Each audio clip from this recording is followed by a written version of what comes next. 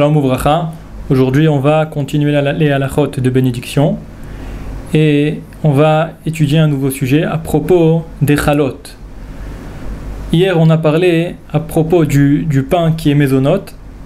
Et il y a un cas comme quoi ce pain mésonote, même s'il est doux, sa bénédiction sera à moti. Quand est-ce? Ça sera seulement si tu as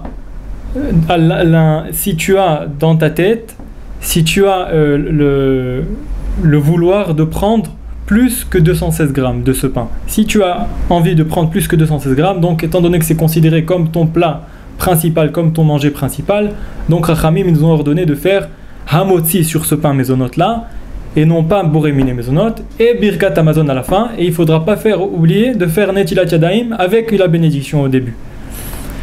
Donc ça c'était ce qu'on avait étudié hier. Donc aujourd'hui, le sujet d'aujourd'hui c'est une challah, les pains qu'on achète pour Shabbat par exemple. Ils sont de nombreuses fois doux, on sent la douceur dedans. Quand tu le mets dans la bouche, tu sens que c'est doux. Quelle est la bénédiction à faire? Et est-ce que la bénédiction finale sera birkat Hamazon? Est-ce qu'il faut faire attention à ça pendant Shabbat, de prendre seulement des choses qui sont salées et pas sucrées, c'est-à-dire des chalotes qui soient salées, qui soient normales, sans goût de doux, ou bien il n'y a pas de problème, étant donné que le pain il est grand, et même s'il est un peu doux, sa bénédiction sera mésonote. Donc, il faut faire très attention. La réponse, c'est comme ça. Il faut faire très attention que tous les Shabbatot, on achète du pain, ou bien on fait soi-même le pain, le jour pour le Shabbat, seulement un pain qu'on ne sent pas la douceur. Pourquoi? Parce que si on sent la douceur de ce pain-là, tu sens qu'il est doux, alors la bénédiction sera boremine mésonote. Et pas hamotzi.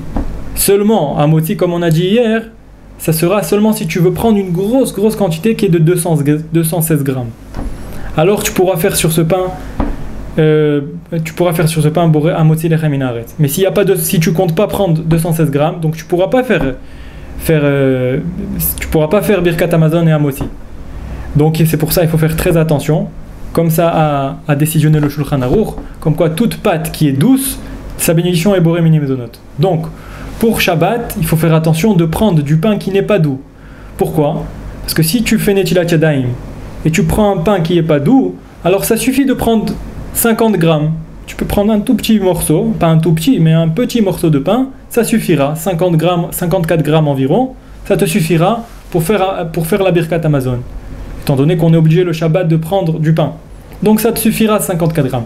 Mais si quelqu'un il se rend dans des problèmes, s'il prend un pain qui est mésonote, qui est doux, le Shabbat, même s'il est grand, étant donné que d'après la halacha, la bénédiction part selon la douceur de la chose, donc il faut faire très attention de prendre le jour de Shabbat un pain qui a aucune douceur. Parce que s'il a une douceur, comme on a déjà expliqué, il faudra prendre 216 grammes, une grosse quantité, ce que personne ne fait aujourd'hui. Donc, il faut faire attention d'accomplir cette halakha. Baruch Adonai, il est en olam, amen ve amen.